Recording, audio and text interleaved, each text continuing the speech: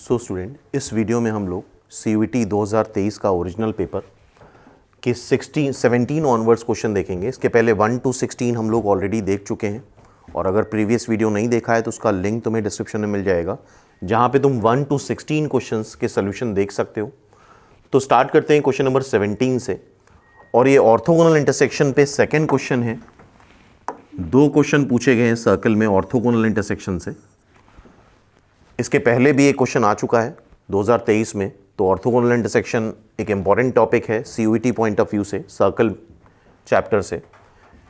इस circle S passes through the point 0,1 and it is orthogonal to the circle x-1 का whole square plus Y square is equal to 16, x square plus Y square is equal to 1।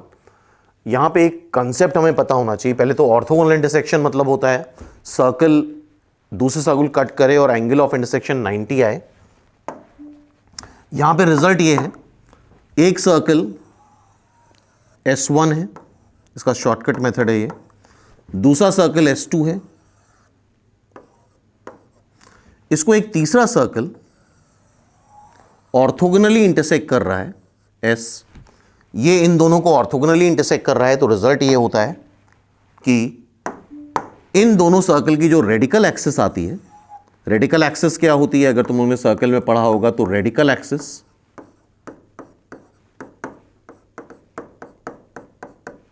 दोनों circle को subtract कर दो, S1 minus S2 is equal to 0, that is radical axis. और radical axis वो straight line होती है जिससे दोनों सर्कल पे टैंजेंट ड्रॉ करी जाए, तो लेंथ ऑफ टैंजेंट बराबर आती है। तो कंसेप्ट ये है कि अगर एक circle S is equal to 0, S1 is equal to 0 और S2 इज इक्वल टू 0 को ऑर्थोगोनली इंटरसेक्ट कर रहा है, तो इन दोनों सर्कल की रेडिकल एक्सिस से इस सर्कल का सेंटर पास करता है। इस सर्कल का सेंटर कहां से पास करेगा? इन दोनों सर्कल के रेडिकल एक्सिस से। अगर हम दोनों में ऑर्थोगोनल इंटरसेक्शन का कंसेप्ट लगाएंगे थोड़ा लेंदी हो जाएगा।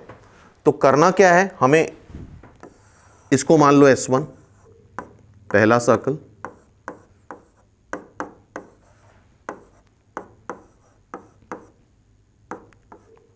वन उधर जाएगा, 15 बनेगा तो -15।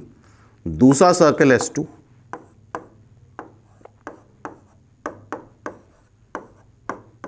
सिंपली दोनों को सबट्रैक्ट कर देंगे।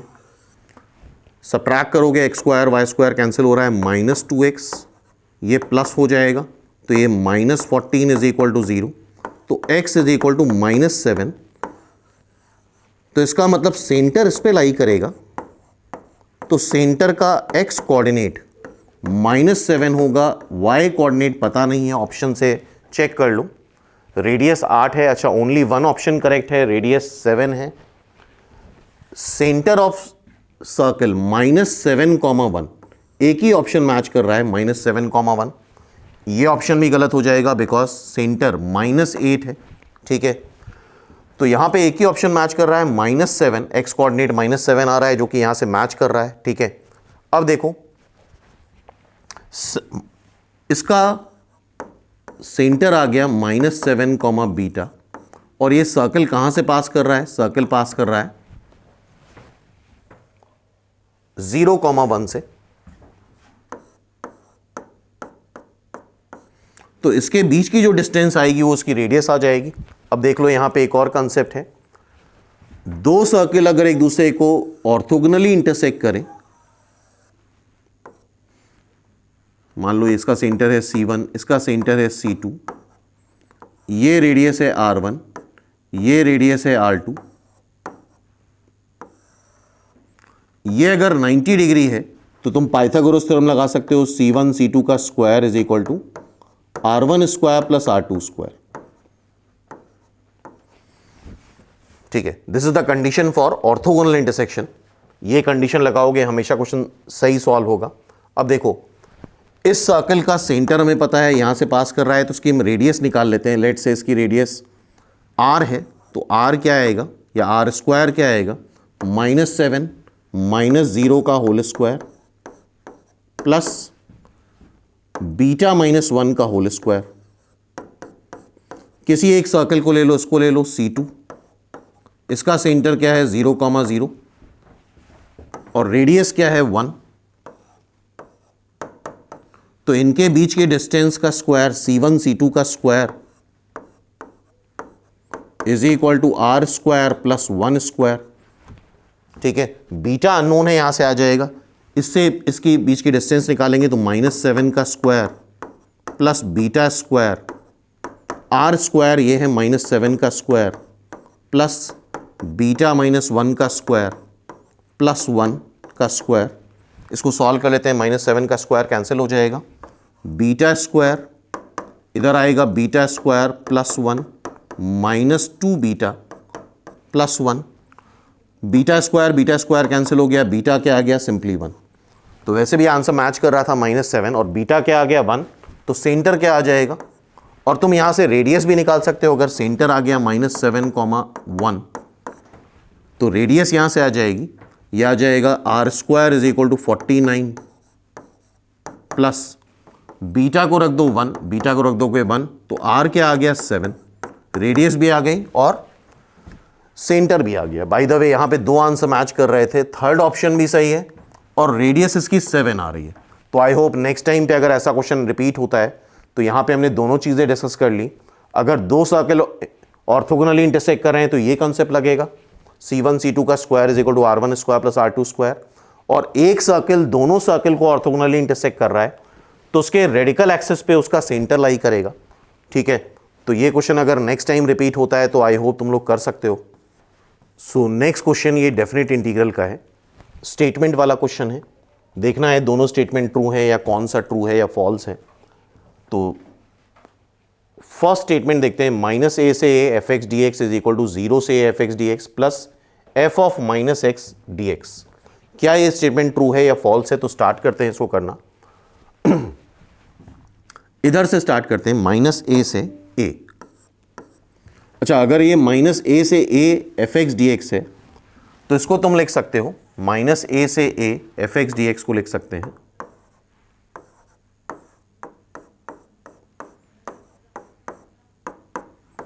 -a से 0 f x dx, फिर 0 से a f x dx। I hope ये प्रॉपर्टी डेफिनेट इंटीग्रल में पढ़ी होगी तुम लोगों ने, क्लियर है। अब क्या करना है, ये -a लिमिट गड़बड़ कर रही तो इसकी वजह से हम फर्स्ट वाले इंटीग्रल में x को -t रख देते हैं, तो dx आ जाएगा -dt, इसको एज इट इज रहने दो। तो dx को जब -dt रखोगे तो x की वैल्यू जरा -a रखो तो ये लिमिट a हो जाएगी, x को 0 रखो तो t 0 आएगा, x की जगह -t रखेंगे और dx की जगह -dt रखेंगे।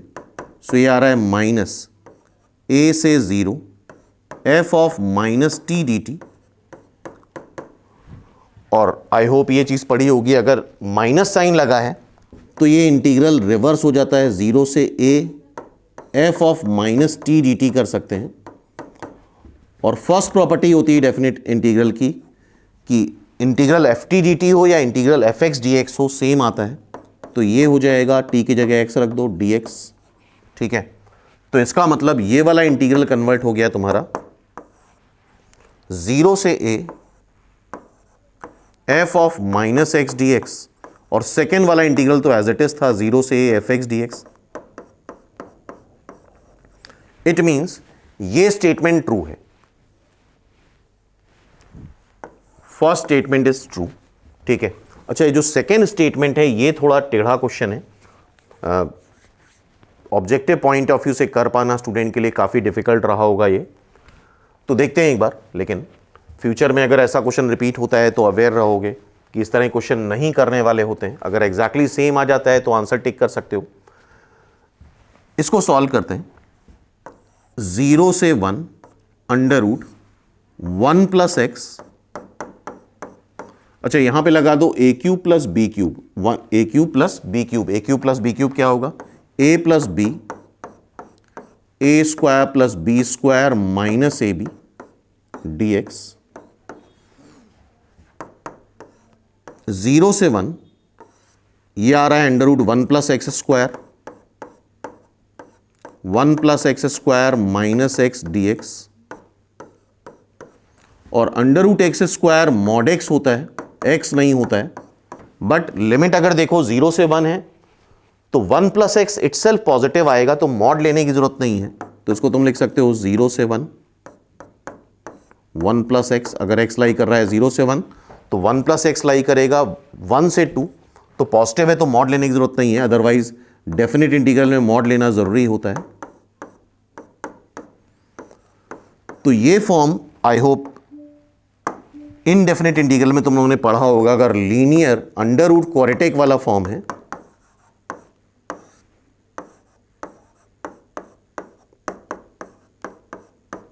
अगर ये लीनियर अंडर रूट क्वाड्रेटिक है तो क्या करना होता है, यहां पे लीनियर को लिखना होता है lambda times differentiation of quadratic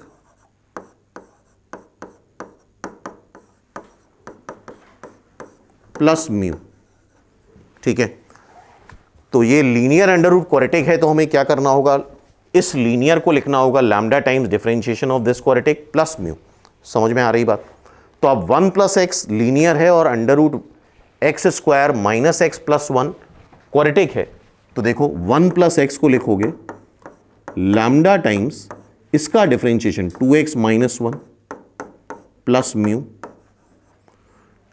x का कोफिशिएंट आ रहा है 2 लैम्डा और यहां पे क्या आ रहा है, एक्स का कोफिशिएंट 1। अब देखो कांस्टेंट टर्म क्या है, म्यू माइनस लैम्डा, और यहां कांस्टेंट टर्म क्या है 1, तो लैम्डा आ रहा है हाफ, म्यू आएगा 1 plus half that is 3/2। Clear है?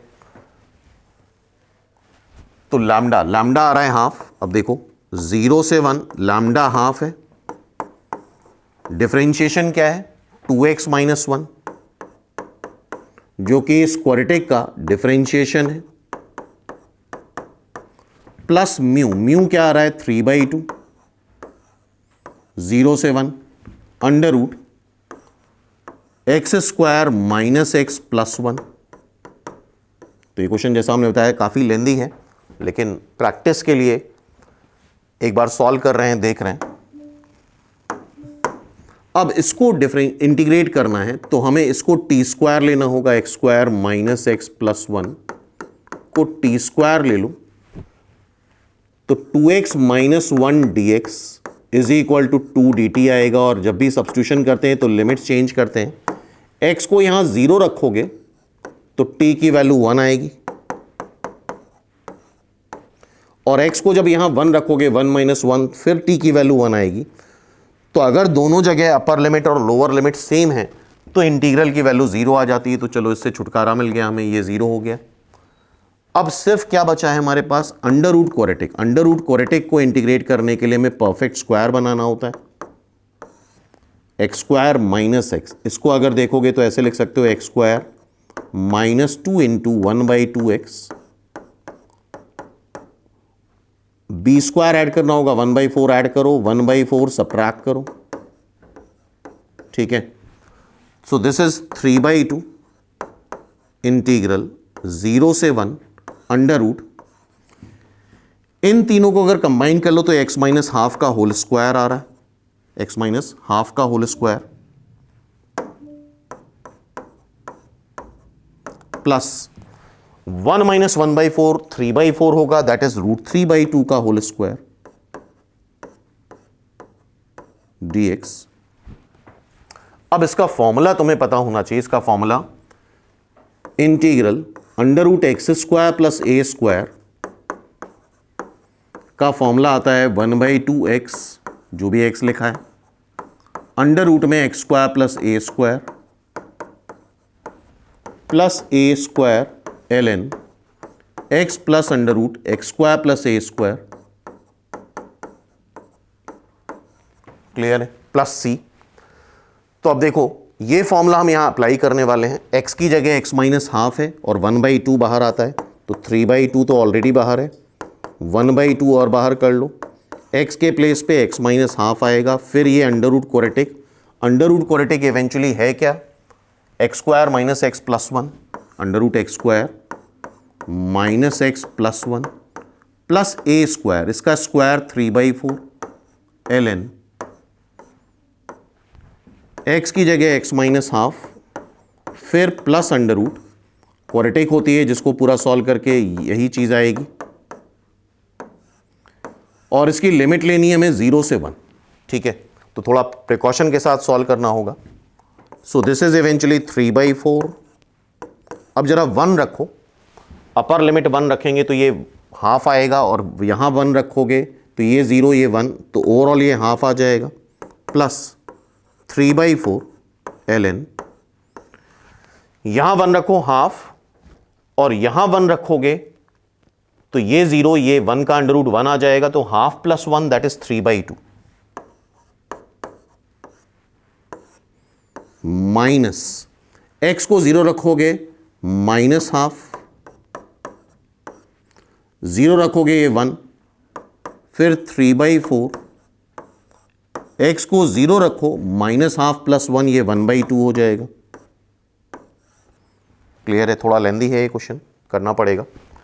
अच्छा, ये माइनस हाफ प्लस हाफ हो गया है, 1 बन जाएगा। So this is eventually 3/4 1 3/4 ln 1/2, 3/4 ln 1/2, ये माइनस में है बाय द वे, पूरा ब्रैकेट बना लो। तो ये 3/4 कॉमन ले लो, और ln x/y जब करोगे तुम इसको सब्ट्रैक्ट करोगे तो ln x/y करोगे तो ये ln 3 आ जाएगा।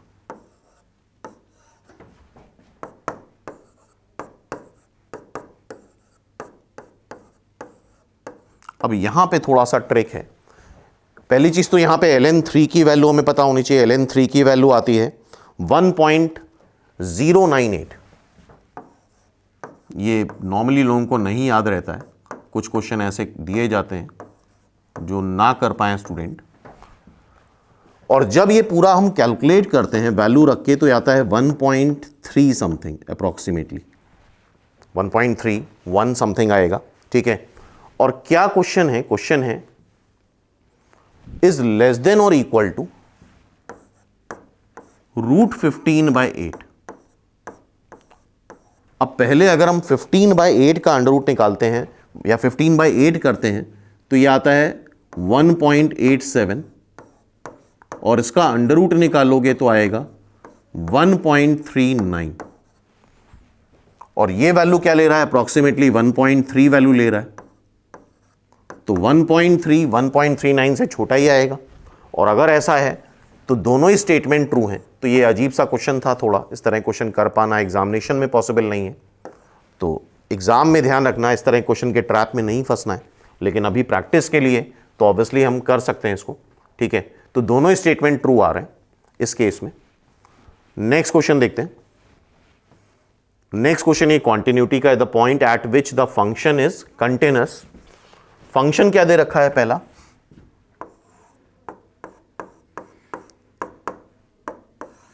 x by mod x। कब है? जब x नेगेटिव है। अगर x नेगेटिव है तो मॉड x की जगह माइनस x रख दो, ये -1 आ जाएगा। और अगर x पॉजिटिव है तो ये वैल्यू -1 आ रही है, तो y -1, I think y is equal to b line सबको पता होगी।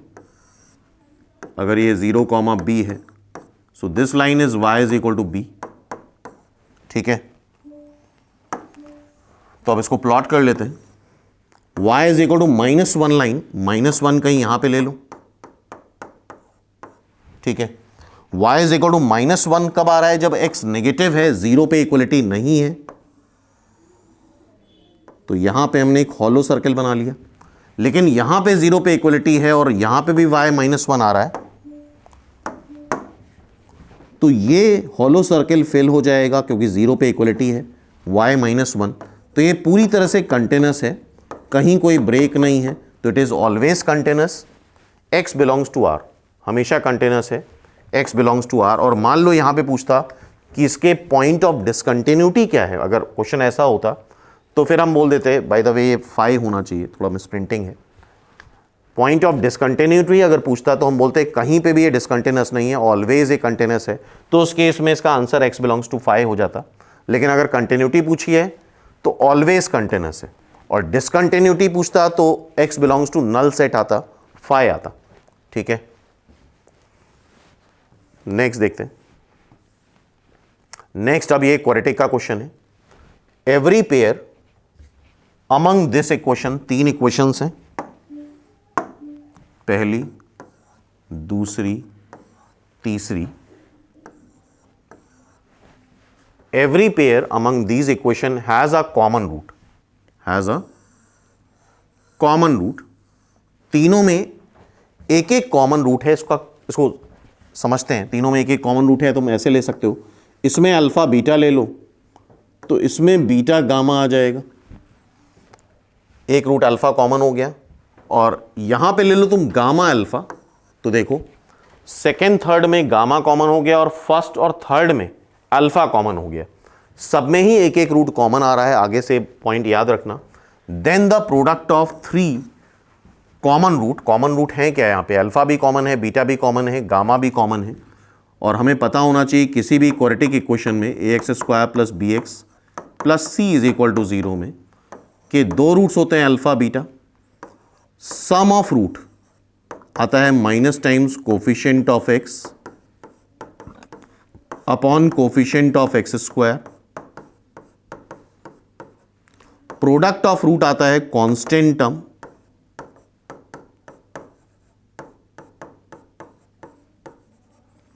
Upon coefficient of x². ठीक है, तो हम ऐसा करते हैं, इसके रूट्स अल्फा बीटा हैं, इसके रूट बीटा गामा हैं, इसके रूट गामा अल्फा हैं. हमसे कॉमन रूट्स का प्रोडक्ट पूछा गया है, मतलब अल्फा बीटा गामा का प्रोडक्ट पूछा गया है.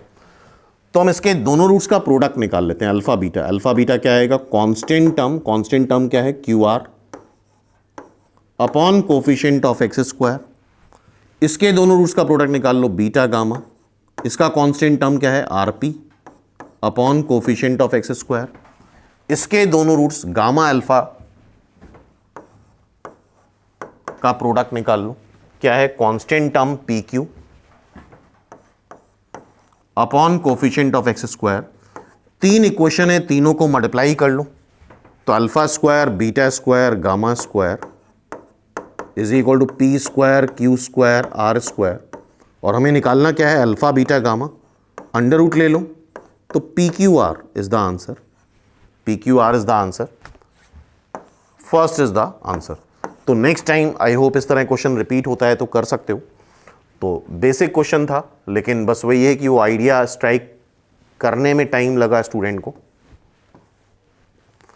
नेक्स्ट अब ये क्वेश्चन आ गया हाइट एंड डिस्टेंस का. बहुत ध्यान से इस क्वेश्चन को पढ़ो. क्या लिखा हुआ है?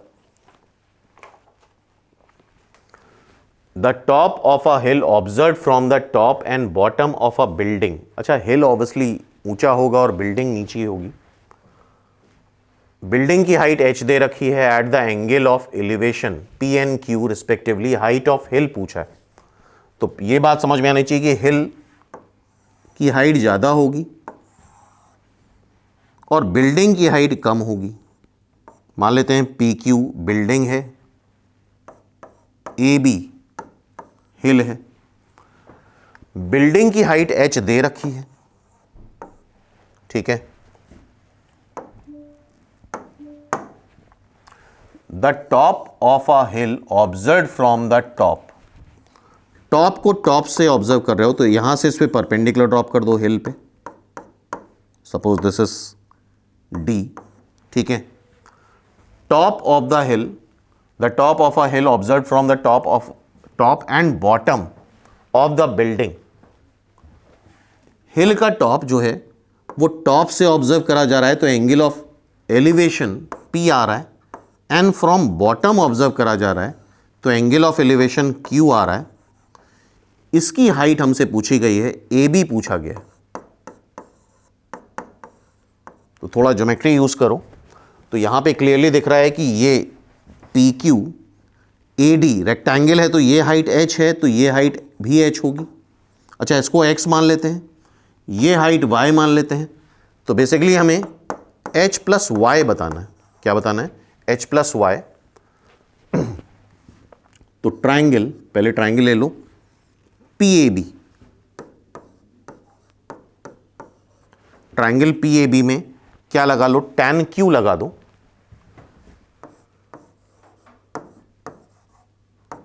tan Q क्या होगा? Perpendicular upon base. परपेंडिकुलर क्या है? h प्लस y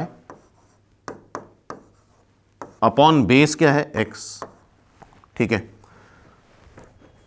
ध्यान रखना यहां पे y अननोन है और x भी अननोन है, इन y की वैल्यू हमें निकालनी है, x को एलिमिनेट करना है। अब ट्राइंगल ले लूं QBD और यहां लगा दो tan P।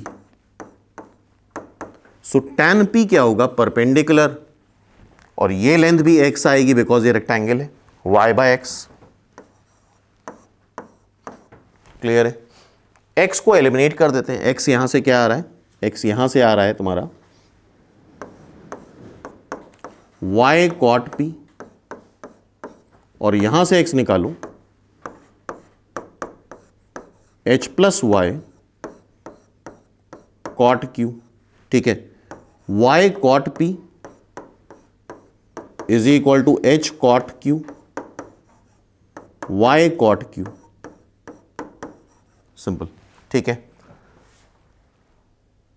h plus Y निकालना है तो यहां से तुम y निकाल लो, h तो नोन ही है, तो y is equal to cot P minus cot Q is equal to h cot Q।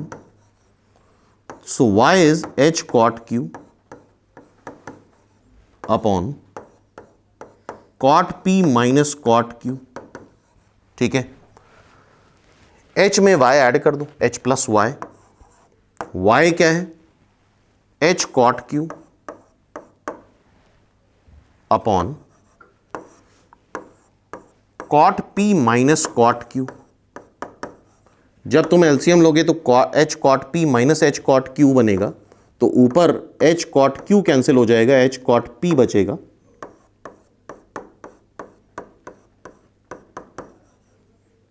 This is the height of the hill, h cot P upon cot P minus cot Q, h cot P upon cot P minus cot Q, second is the answer. Clear है, तो इसका answer second आ रहा है। So student, next question CUET में probability पे है और सीधा सिंपल बेसिक क्वेश्चन है मैच द कॉलम का। Addition theorem of probability, binomial distribution, Bayes theorem, multiplication theorem, इनको मैच कराना है। तो मैच द कॉलम में हमेशा ऑब्जर्व करना, जो चीज़ जिस पे तुम सबसे ज़्यादा कॉन्फिडेंट हो उसके बारे में सोचो। तो जैसे मान लो हम बायनोमियल डिस्ट्रीब्यूशन का फॉर्मूला पता होता है हमें, एनसीआर पी की power n minus r q की पावर r, ठीक है। तो b रिलेट हो रहा है किससे, फोर्थ से। सबसे आसान जो हमारे लिए था उसको हमने पहले करा। अब देख लेते हैं b फोर्थ से कहां कहां रिलेट हो रहा है। थर्ड में रिलेट नहीं हो रहा है, फोर्थ में रिलेट नहीं हो रहा है, तो थर्ड और फोर्थ तो बिल्कुल गलत है। अब इसके बाद बेस थ्योरम अगर तुम्हें पता हो तो बेस थ्योरम का फॉर्मूला फर्स्ट होता है। तो सी रिलेट हो रहा है फर्स्ट से, सी रिलेट हो रहा है फर्स्ट से यहां पे, सी रिलेट हो रहा है सेकेंड यहां पे, तो ये भी गलत है। सॉल्व हो गया सिंपली। फिलहाल अभी एग्जाम नहीं दे रहे हैं तो प्रैक्टिस के लिए हम लोग कर लेते हैं। मल्टीप्लिकेशन थ्योरम क्या होती है और एडिशन थ्योरम क्या होती है। एडिशन थ्योरम ऑफ प्रोबेबिलिटी ये होती है P A union B is equal to P A plus P B, ये पी बी गलत लिखा है, मिसप्रिंट है, minus P A intersection B, ठीक है। This is addition theorem. और मल्टीप्लिकेशन थ्योरम तुम्हारी कंडीशनल प्रोबेबिलिटी से आती है, वो ये होती है P A intersection B is P A into P B given that A. I hope तुम लोगों ने कंडीशनल प्रोबेबिलिटी पढ़ी होगी। P A given that B is P A intersection B upon P B. तो यहां से मल्टीप्लिकेशन थ्योरम आती है।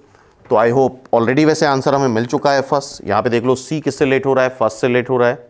डी किससे रिलेट हो रहा है, डी मल्टीप्लिकेशन थ्योरम सेकंड से रिलेट हो रहा है, आ रहा है, ठीक है। And A relate to third, A third से रिलेट हो रहा है। क्लियर है बात। तो अगर मैच द कॉलम आता है तो यही काम करना है कि सबसे आसान चूज करो, जो सबसे आसान चीज लग रही है उसको मैच कराओ, तो उससे एटलीस्ट दो ऑप्शन एलिमिनेट हो जाते हैं। नेक्स्ट देखते हैं। ये एक ट्रिग्नोमेट्री का थोड़ा लेंदी क्वेश्चन है, करते हैं इसको। इफ थीटा लाइज बिटवीन 0 से π/2, ठीक है। इस इक्वेशन के सॉल्यूशंस बताने, ये क्या लिखा है, summation m is equal to 1 से लेकर 6 तक cosec theta plus m minus 1 π/4 cosec theta plus m π/4 is equal to 4√2। तो देखते हैं, पहले समेशन बाद में लेंगे, पहले हम इसको साइन में कन्वर्ट कर लेते हैं। Sine theta m-1 π/4 sine theta m π/4। ठीक है, अब करना ये होता है, ये चीज आई थिंक ट्रिग्नोमेट्रिक रेशियो में पढ़ी होगी तुम लोगों ने, नीचे साइन ए साइन बी आ रहा है तो एंगल सेम है, तो इसको जरा सब्ट्रैक्ट कर दो। अगर इसको ऐसे सब्ट्रैक्ट करेंगे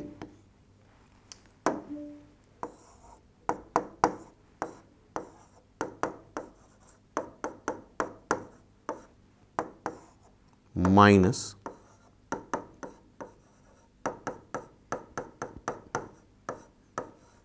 देखोगे ऊपर साइन π/4 आ जाएगा। ऊपर क्या आ जाएगा? साइन π/4, और साइन π/4 क्या होता है? 1/√2। ठीक है, दैट इज साइन π/4, और साइन π/4 अगर ऊपर है मल्टीप्लाई, मतलब ऊपर तो 1 था, मल्टीप्लाई अगर करा है तुमने तो साइन π/4 से डिवाइड भी करना पड़ेगा, दैट इज इवेंचुअली 1/√2। 1/√2 ऊपर जाके √2 बना लेगा। और अब ये करो, यहां पे sine A minus sine B का फॉर्मूला लगा दो।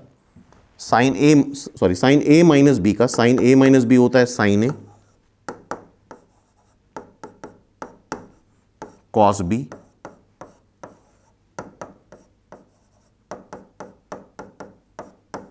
ठीक है, sine A cos B minus cos A sine B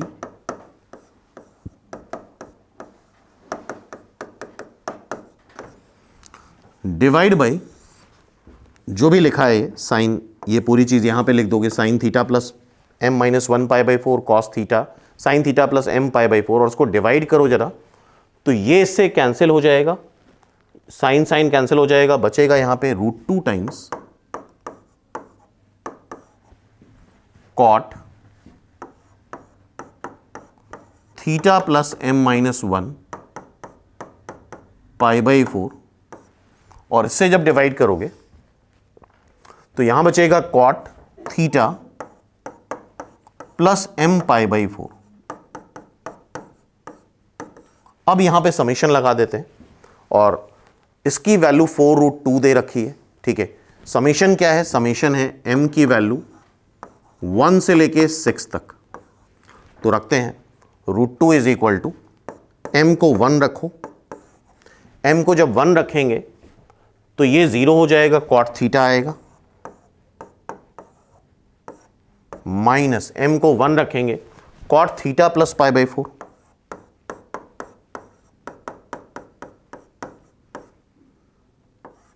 plus m को 2 रखो, कॉट 2 रखेंगे तो cot theta plus π/4, minus m को 2 रखोगे तो cot theta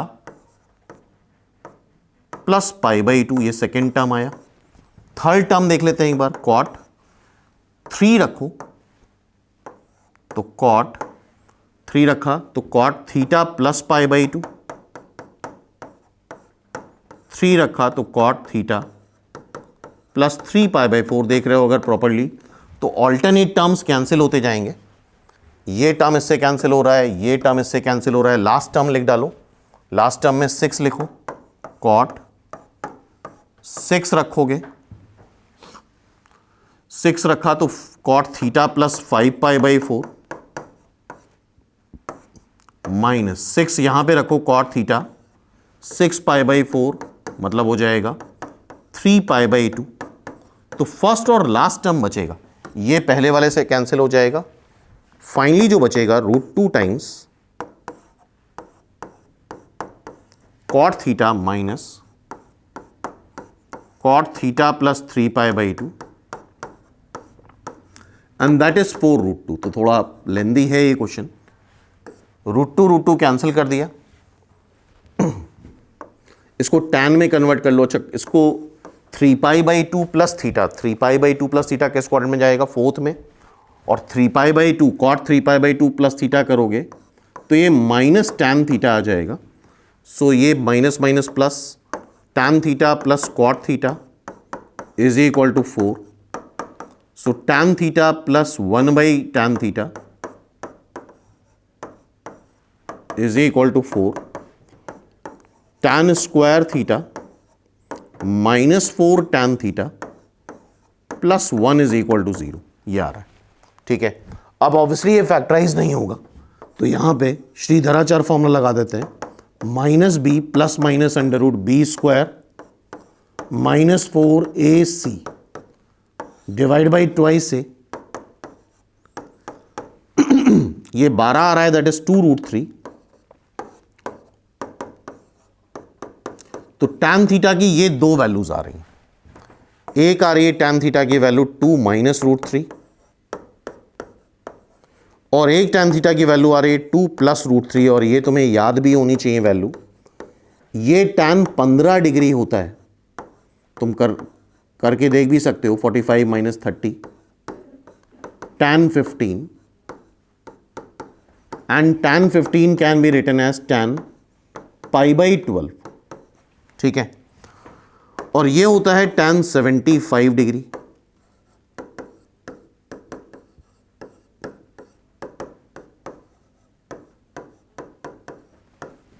that is tan 5π/12। तो यहां पे दो आंसर आ रहे हैं, π/12 एंड 5π/12। और इस तरह क्वेश्चन को कोशिश करो, अगर नेक्स्ट टाइम पे ऐसा कुछ रिपीट होता है तो याद होना चाहिए डिफरेंट एग्जाम में, π/12 and 5π/12, π/12 and 5π/12, C and D। So its answer is second, C and D both are the true option। तो आई होप नेक्स्ट टाइम के लिए आंसर याद होगा, π/12 एंड 5π/12। नेक्स्ट क्वेश्चन ये परमिटेशन कॉम्बिनेशन का है, ध्यान से देखो, अलग अलग मैच द कॉलम में अलग अलग पार्ट है। Number of triangle form using 5 point in a line and 3 points parallel to this line. 5 point एक लाइन पे है, 1 2 3 4 5, और उसके पैरेलल है, वहां पे 3 पॉइंट है, तो टोटल 8 पॉइंट हुए। क्या पूछा गया है? नंबर ऑफ ट्राइंगल, तो टोटल 8 पॉइंट है, तो 8 पॉइंट्स में से कोई भी 3 पॉइंट ले लो, ट्राइंगल बन सकता है। लेकिन चूंकि 5 पॉइंट इस लाइन में है, तो इससे अगर 3 पॉइंट लेते हो तो ट्राइंगल नहीं बनेगा, और 3 पॉइंट इस लाइन पे हैं, इससे अगर तीनों पॉइंट लेते हो तो ट्राइंगल नहीं बनेगा। So this is 8c3 - 5c3 - 1। ठीक है, 8c3 - 5c3 - 1। अब 8c3 जब तुम कैलकुलेट करते हो तो ये 56 आता है, 5c3 निकालोगे 10 आएगा, 5c3 same as 5c2 and this is 1, तो ये आ रहा है 46 45। तो फर्स्ट रिलेट हो गया थर्ड से। अब देखो फिर से, फर्स्ट रिलेट हुआ है थर्ड से, तो पहला गलत, दूसरा गलत, तीसरा या चौथे में से कोई एक ऑप्शन होगा, और इसी तरह से एक और चेक कर लेते हैं हम लोग। सेकेंड देखो, number of diagonal drawn using the vertices of a octagon. अच्छा, ये तुम्हें पता होना चाहिए, किसी भी पॉलीगन में नंबर ऑफ डायगोनल होते हैं n(n-3) डिवाइड बाई 2, ये रिजल्ट याद होना चाहिए। nc2 - n को सॉल्व करोगे तो किसी पॉलीगन में number of diagonal n(n-3) divide by 2 होते हैं। तो ऑक्टागन में अगर डायगोनल बताने हैं तो n की जगह 8 रख दो, तो 8 × 5 डिवाइड बाई 2 क्या आ जाएगा 20। तो B का आंसर आ रहा है 20, B है सेकेंड। देखो जरा, B सेकेंड, तो सॉरी B का फर्स्ट, इट मींस ये आंसर हो गया, ये भी गलत हो गया। ठीक है, लेकिन प्रैक्टिस के लिए और भी एक बार ट्राई कर लेते हैं। Number of diagonals in a regular polygon of 100 side, तो यहां पे 100 रख दो, तो 100 × 100 - 3 97 डिवाइड बाई 2 50 × 97, मतलब 100 में से 150 घटा दो, तो यही आंसर आएगा। और मैच द कॉलम में आंसर मैच करना जरूरी है। ठीक है, and A polygon with 35 diagonal, इसकी साइड्स बतानी है, तो यार n(n-3) को बाई 2 को 35 कर लो, तो ये 70 हो गया, 35 × 2, और n की वैल्यू बतानी है, एक ही ऑप्शन बच रहा है तुम्हारे पास 10 का, तो 10 अगर यहां पे रखते हैं तो 10 × 7 70 हो जाएगा। तो D मैच कर रहा है सेकंड से। तो आई होप ये बात समझ में आ गई होगी कि मैच द कॉलम हमें किस तरह से अटेम्प्ट करने। नेक्स्ट देखते हैं। नेक्स्ट ये लिमिट का क्वेश्चन है। मैच द कॉलम का अगेन ये क्वेश्चन है। अच्छा यहाँ पे ln है, लिमिट आई होप तुम लोगों ने पढ़ी होगी कैलकुलस में। तो स्टार्ट करते हैं फर्स्ट से। सबसे पहले लिमिट में करना क्या होता है, x टेंस टू 0 है तो सीधा सीधा उठा के यहाँ पे वैल्यू रख दो sin x by x. x को 0 रखते हो तो sin 0 बाय 0 पता होना चाहिए 1 होता है। ऊपर क्या है sin x upon x minus sin x। Limit x tends to 0, value रखेंगे यहाँ पे तो 0 बाय 0 आ रहा है तो सॉल्व करना पड़ेगा हमें। तो करना ही पड़ेगा, इसको x से डिवाइड कर दो, sin x divide by x, 1 minus sin x divide by x। ये 1 आएगा, ये 1 आएगा तो ये 1 to the power 1 upon 1 minus 1 which is 1 to the power infinity form. क्या बन जाएगा 1 to the power infinity form. और हमें पता होना चाहिए limit x tends to a fx to the power gx। अगर ये 1 to the power infinity form है तो उसका आंसर आता है e to the power limit x tends to a fx minus 1 into gx। क्या आता है fx माइनस 1 इंटू gx। ठीक है, तो इस मेथड से इस क्वेश्चन को सॉल्व करते हैं। fx ये है, gx ये है, तो e to the power limit x tends to 0 fx minus 1 into gx, power में जो लिखा हुआ है।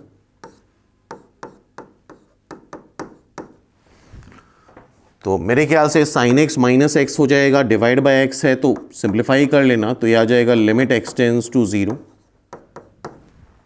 Minus sin x by x. और sin x बाय एक्स क्या होता है 1, तो minus sin x by x क्या होगा -1। तो a मैच कर जाएगा किससे, फोर्थ से। अब देख लेते हैं यहां पे a फर्स्ट गलत, सेकंड गलत, और जानबूझ के देख रहे हो दो ऑप्शन में ये चीज मैच करा देते हैं। तो एक और सॉल्व करना पड़ेगा हमें।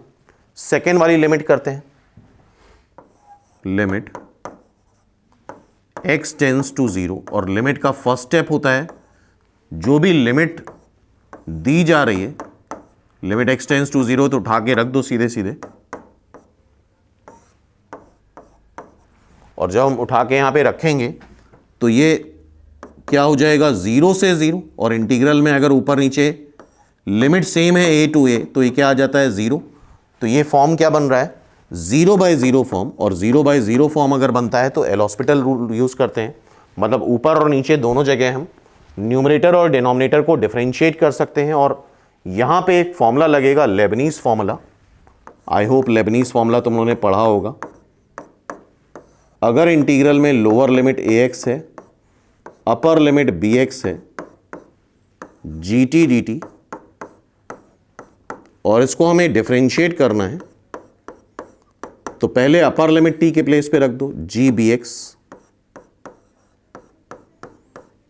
और अपर लिमिट को डिफरेंशिएट कर दो, फिर माइनस लोअर लिमिट t के प्लेस पे रखते हैं और लोअर लिमिट को डिफरेंशिएट कर देते हैं a प्राइम x। ठीक है, तो यही काम यहां पे करना है हमें। 0 बाय 0 फॉर्म है तो एल हॉस्पिटल रूल लगाना है यहां पे। ऊपर भी डिफरेंशिएट कर दें, नीचे भी डिफरेंशिएट कर दें।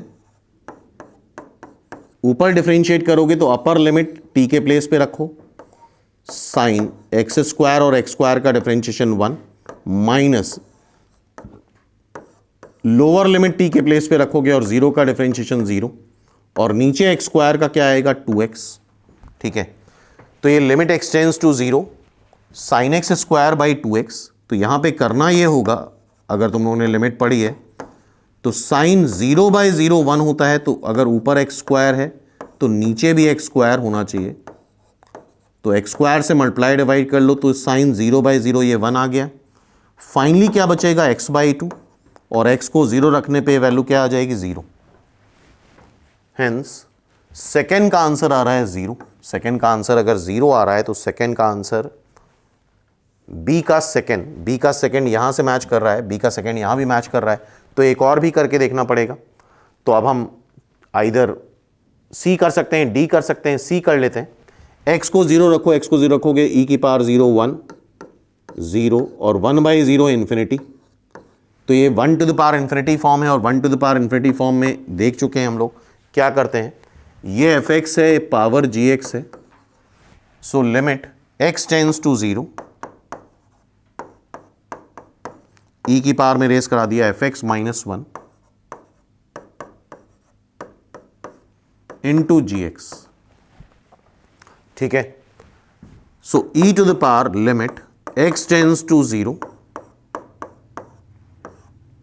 e to the power 2x plus x minus 1 divide by x। जरा अब x को 0 रखो तो फिर से 0/0 फॉर्म आ रहा है, और 0/0 फॉर्म आ रहा है तो फिर से तुम एलोपिटल लगा सकते हो।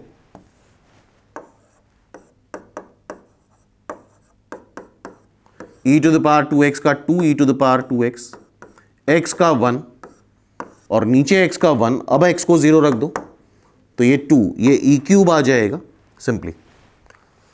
सो सी का ऑप्शन मैच कर रहा है फर्स्ट। अब देख लेते हैं, ऑब्वियसली अब तो डिफर करेगा ही, सी का फर्स्ट यहां से मैच कर रहा है। ऑब्वियसली फिर चौथा चेक करने की बिल्कुल भी जरूरत नहीं होती है। मैच द कॉलम में चौथा डी का ऑब्वियसली मैच करेगा थर्ड, मतलब 1 इज द आंसर। और इसमें सीधे सीधे तुम एलोपिटल लगा सकते हो, क्योंकि ए रखने पे 0/0 minus infinity by infinity form आएगा। तो आई होप ये क्वेश्चन क्लियर हो गया होगा। नेक्स्ट क्वेश्चन है ये तुम्हारा प्रॉपर्टीज ऑफ ट्राइंगल से, तो इसको ध्यान से देखो। a cos a is equal to B cos b दे रखा है, then the triangle is an isosceles और राइट एंगल ट्राइंगल, मतलब दोनों में से अगर कोई भी एक सही हो जाएगा तो चल जाएगा काम। तो आई होप तुम लोगों ने ट्राइंगल में साइन रूल पढ़ रखा होगा, ABC। साइन रूल क्या होता है, ये स्मॉल a होता है, ये स्मॉल b, ये small c। Sine a by small a is equal to sine b, this is sine rule.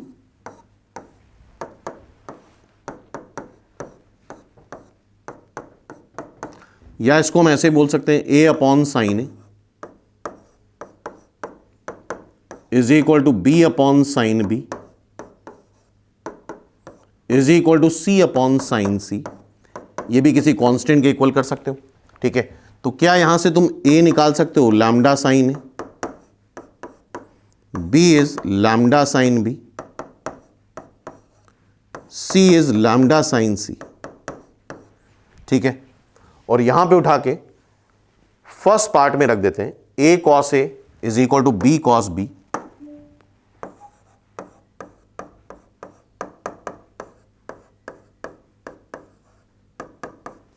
A is lambda sin A cos A, B is lambda sin B cos B। ठीक है, सो sin A cos A,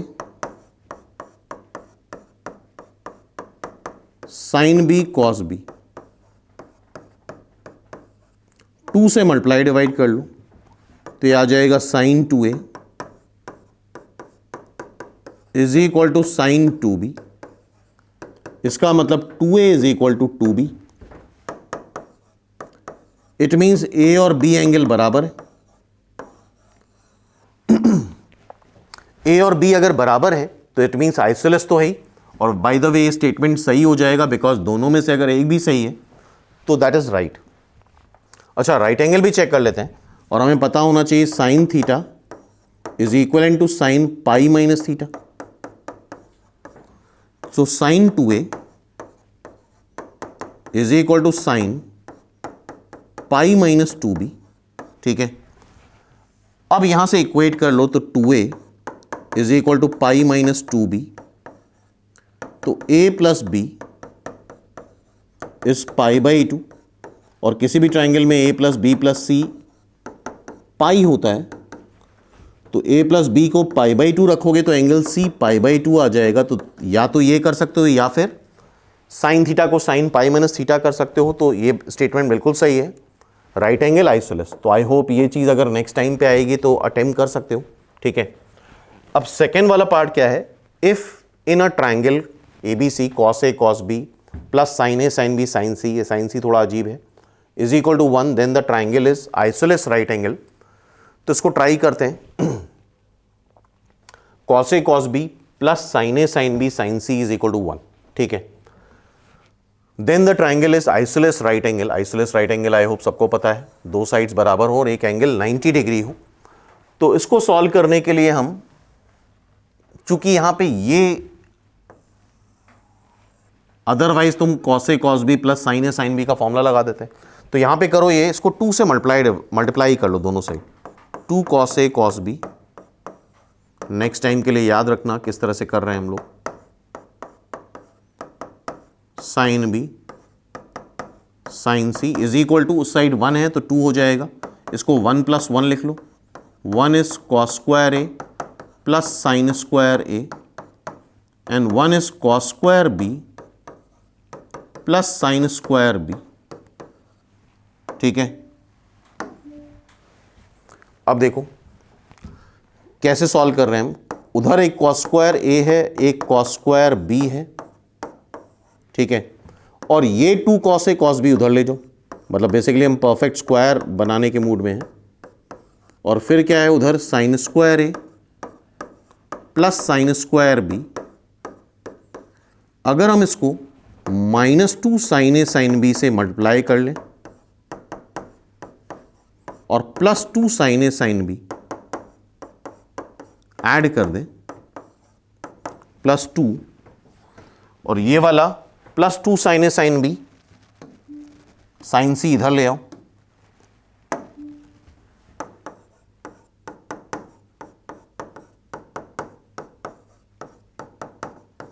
equal to 0 आ जाएगा।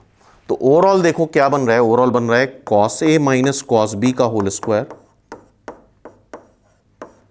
Plus sine A minus sine B का whole square, और यहां से common ले लो 2 sign A sine B,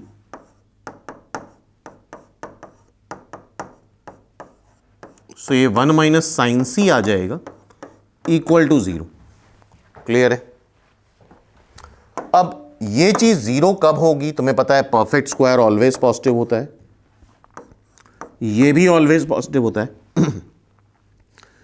ए और B triangle के एंगल हैं, और जो भी एंगल होते हैं ट्राइंगल के वो फर्स्ट और सेकंड क्वाड्रेंट में ही लाई करते हैं, और फर्स्ट और सेकंड क्वाड्रेंट दोनों में साइन कैसा होता है, पॉजिटिव होता है।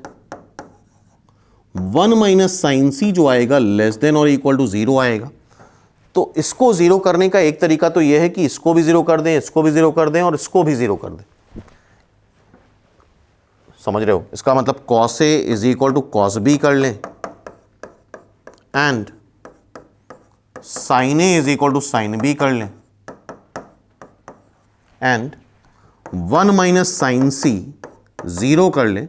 इसका मतलब साइन सी आ जाएगा 1, इसका मतलब सी आ गया π/2, और इन दोनों से अगर सॉल्व करोगे तो a is equal to B आ जाएगा, मतलब आइसोलेस हो गया, और c π/2 का मतलब राइट एंगल हो गया। सो आइसोलेस राइट एंगल ट्राइंगल बन गया ये। सो बी ऑप्शन भी सही है, आइसोलेस राइट एंगल ट्राइंगल। तो अब चेक कर लो, अच्छा ए भी सही है, बी भी सही है, और पूछा गया है कौन सा करेक्ट आंसर है। तो A and B only, B and C only ये कैंसिल हो जाएगा, B and C only cancel हो जाएगा, बी ओनली कैंसिल हो जाएगा। वैसे सेकंड वाला पार्ट करने की जरूरत ही नहीं थी, ए से ही हमने चेक कर लिया था, 3 कैंसिल हो जाते और फर्स्ट सही हो जाता। लेकिन अभी फिलहाल चूंकि डिस्कस कर रहे हैं तो हम सारे कंसेप्ट देख लेते हैं। If the ex radii R1 R2 R3 of triangle ABC are in HP, then its sides are not in AP। तो प्रॉपर्टीज ऑफ ट्राइंगल में तुम लोगों ने R1 R2 R3 x radii पढ़े होंगे, और उसके फॉर्मूले होते हैं। R1 होता है delta upon S minus A, R2 होता है delta upon S minus B, R3 होता है delta upon S minus C, ठीक है। Delta is the area of triangle, और R1 R2 R3 HP में है, तो रिजल्ट आएगा 2/R2 is equal to 1/R1 plus 1/R3। यहां पे वैल्यू रख दो R2 की, R2 रख रहे हैं हम delta upon S minus B, ये S minus A by delta, ये S minus C by delta, delta delta cancel हो गया, 2s minus 2b, 2s minus A plus C, 2s cancel हो गया, 2b is equal to A plus C. इसका मतलब ए B सी AP में है और दे रखा है A B C are not in AP, it means third option गलत है, दोनों ए और बी ही सही है। और इतना करने की जरूरत नहीं थी, बी वाला पार्ट करने की जरूरत नहीं थी, लेकिन प्रैक्टिस के लिए हमने उसको करा दिया। तो ए फर्स्ट चेक करके ही तुम बता सकते थे कि फर्स्ट इज द आंसर, ठीक है। सो नेक्स्ट क्वेश्चन स्टूडेंट देख रहे हो सेट थ्योरी का है और ये सारी प्रॉपर्टीज हैं जो हमें याद होनी चाहिए। जैसे first property A minus B intersection C, A minus B intersection C जो होता है किसके बराबर दे रखा है, A intersection B minus A intersection C. तो ये प्रॉपर्टी अगर तुम लोगों ने पढ़ी होंगी तो ये जो प्रॉपर्टी आती है ए, ये सारी प्रॉपर्टीज लिख लो और आगे के लिए याद रखना, ये ऐसे आती ए माइनस बी इंटरसेक्शन की जगह यूनियन हो जाएगा ए माइनस सी। नेक्स्ट टाइम के लिए याद रखना, अगर याद है तो विद इन सेकेंड कर लोगे, अदरवाइज काफ़ी टाइम लग जाता है, ठीक है। इसी तरह से एक और भी प्रॉपर्टी होती है ए माइनस बी यूनियन सी अगर है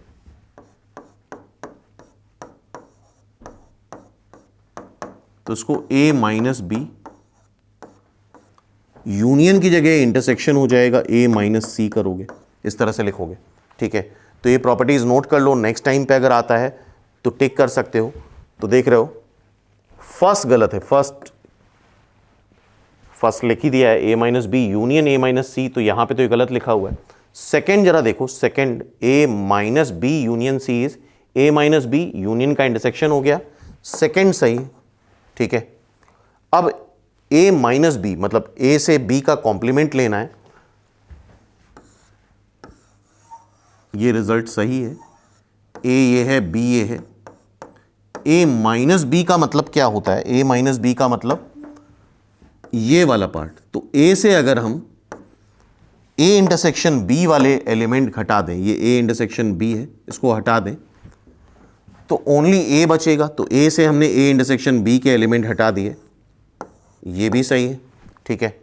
इसके बाद लास्ट वाला देखो, डी ऑप्शन में क्या है, A intersection B minus C. तो इसको हम क्या करते हैं, ये प्रॉपर्टी भी तुम्हें याद होनी चाहिए। अगर A intersection B minus C है तो ये हो जाएगा ए इंटरसेक्शन बी माइनस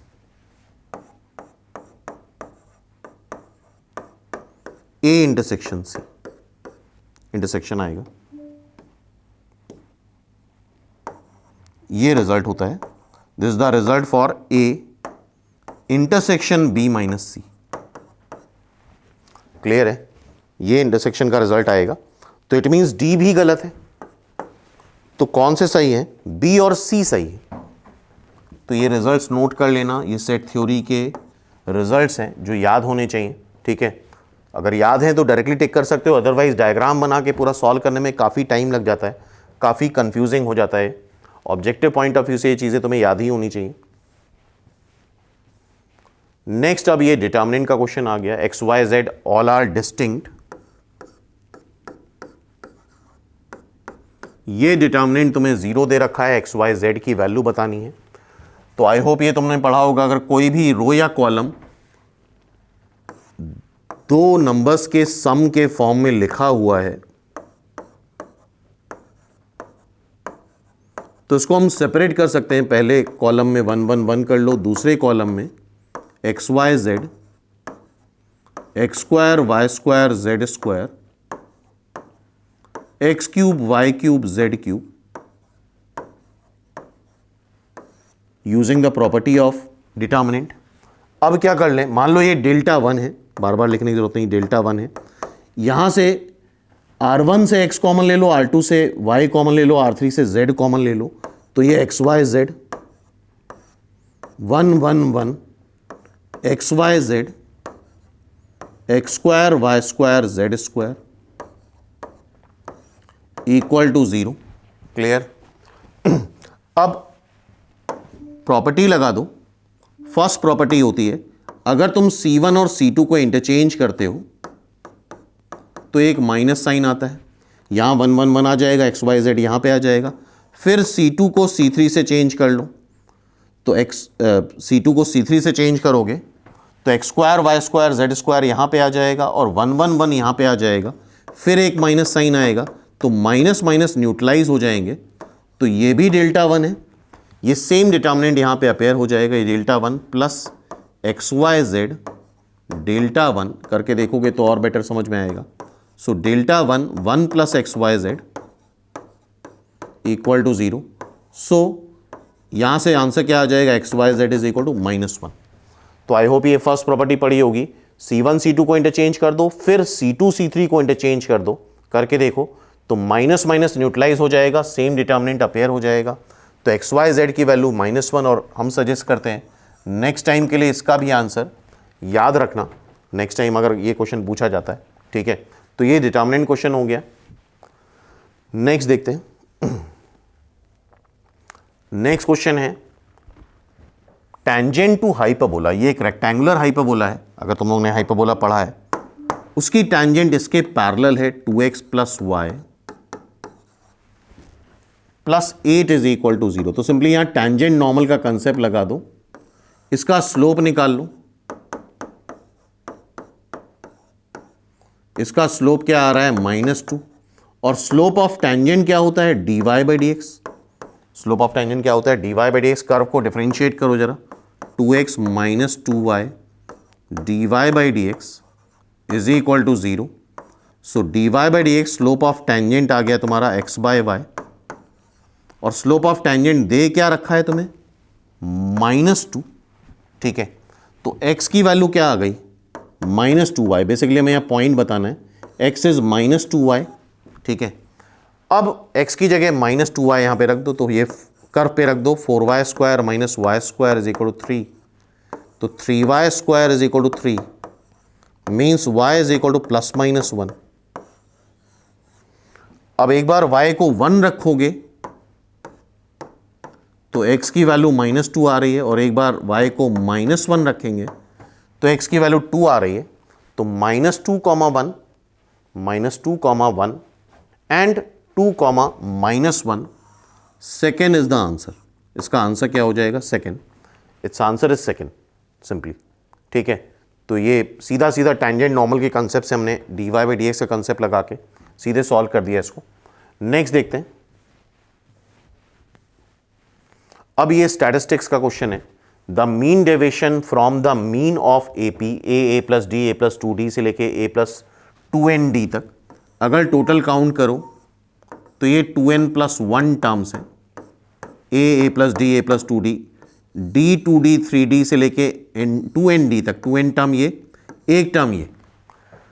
हमें मीन डेविएशन बताना है। मीन डेविएशन क्या होता है, मीन से बताना है। तो मीन डेविएशन होता है हर एक टर्म का अर्थमेटिक मीन से डेविएशन, डिफरेंस ले लो, मॉड ले लो। ये क्वेश्चन निमसेट में भी आ चुका है। Divide by total number of terms जितने हैं, तो summation xi - x bar upon total number of terms. तो यहां पे तुम्हें सबसे पहले तो x बार निकालना होगा। x बार क्या होता है, वैसे तो इसका मिडिल टर्म आ जाएगा सीधा सीधा, अगर तुम लोगों ने AP पढ़ी है तो इसका मिडिल टर्म ही इसका अर्थमेटिक मीन आएगा। उसको प्रूफ कर लेते हैं। टोटल 2n + 1 टर्म्स है, a + nd आएगा इसका मिडिल टर्म, ठीक है।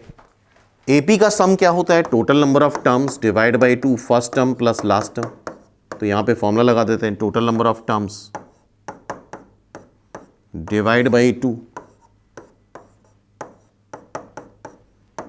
First term plus last term. इसको पूरा सॉल्व करोगे a + nd आ जाएगा, ठीक है। Middle term of this AP x बार आ गया। अब हमें मीन डेविएशन निकालना है, और ये क्वेश्चन अक्सर रिपीट हुआ है तो हम सजेस्ट करेंगे एक बार आंसर निकाल लेते हैं, उसके बाद इसको याद भी कर लो। xi - x bar divide by 2n+1 total number of terms. xi हर एक टर्म का x बार से मीन निकालना है और मॉड लेना है। तो देखो x बार ये आ रहा है, अब ऑब्जर्वेशन ऑन रखो। सबसे पहले a से इसको सब्ट्रैक्ट करो तो क्या आएगा -nd, और मॉड ले लोगे तो क्या आ जाएगा nd। फिर a प्लस डी से इसको सब्ट्रैक्ट करो, a प्लस डी से इसको सब्ट्रैक्ट करोगे, a plus D minus a plus N N D, तो आएगा मॉड लेने पे n-1d, फिर आएगा n-2d, और इस तरह से करते करते इसके बीच में एक term a plus N D itself आएगा, इससे सब्ट्रैक्ट करोगे 0 आ जाएगा। a प्लस, इसके बाद आएगा a प्लस n+1d, सब्ट्रैक्ट करोगे d आएगा। इसके पहले आएगा a प्लस n-1d, इसको सब्ट्रैक्ट करोगे d आएगा, और यही सीरीज फिर रिपीट होती जाएगी। और फाइनली a प्लस 2nd को a प्लस nd सब्ट्रैक्ट करो, nd आएगा, होल डिवाइड बाई 2n+1। तो ये पूरी सीरीज d से लेके nd तक, 0 को काउंट करेंगे नहीं, सम में 0 को ऐड करने को मतलब नहीं है। n टर्म इधर है और n टर्म इधर है, तो ये पूरी सीरीज ट्वाइस आ रही है, nd या d plus 2d plus 3d से लेके nd तक। d कॉमन ले लो तो अंदर कौन सी सीरीज बन रही है, 1 2 3 से लेके n तक, तो 2d। 1 2 3 से लेके n तक का सम क्या आता है, nn+1 divide by 2, total number of terms 2n+1। तो फाइनली क्या बन जाएगा, ये बन रहा है nn+1d divide by 2n+1, nn+1d divide by 2n+1, nn+1d divide by 2n+1, second is the answer. तो आई होप नेक्स्ट टाइम पे अगर ये क्वेश्चन आता है तो हम रिकमेंड करेंगे कि इसको याद कर लो, क्योंकि ये फ्रीक्वेंटली आस्क्ड क्वेश्चन है। अब इसके नेक्स्ट वीडियो में हम लोग जितने रिमेनिंग क्वेश्चन बचे हुए हैं CUET 2023 के, वो डिस्कस करेंगे। और आई होप काफ़ी आइडिया लग गया होगा किस तरह क्वेश्चन आए हैं। कुछ क्वेश्चन बहुत आसान आए हैं, कुछ बहुत डिफ़िकल्ट भी हैं, कुछ एवरेज भी हैं, तो मिक्स एंड मैच पेपर रहता है। इसी वजह से last year cut off just half था, या जस्ट हाफ मार्क्स जितने लोगों के आए थे उनका अच्छा सिलेक्शन हो गया था। तो देखते हैं फिर नेक्स्ट वीडियो में इसके आगे का पोर्शन।